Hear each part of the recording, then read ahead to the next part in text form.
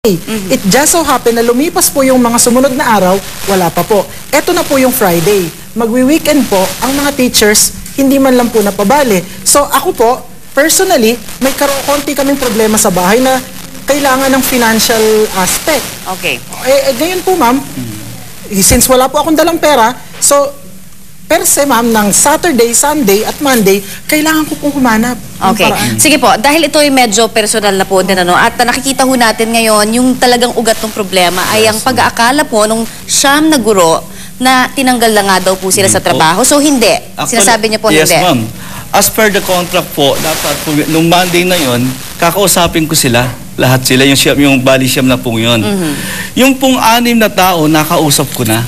Okay. Yung 6 na tao yun, at the same time, ito po yung 4 na tao na nirenew po yung contract, pumirma po. Okay, sir. And after that, yung pong dapat sila magantay, hindi po sila nagantay. Napaka-simple lang ho kasi, Yes, nakita yes, ho natin yes, ngayon, na I think ito pwedeng pag-usapan ninyo, Yes, Pwede ho kayong mag-usap naman, kung Yes, sakasakali, hindi naman ho siguro problema, pareho ho kayong mature enough, at pareho ho kayong mga educators pa kayo, hindi ba? Ma'am, lagi nating iisip ko si sir, ma'am, dito ma'am, yung the welfare of the student.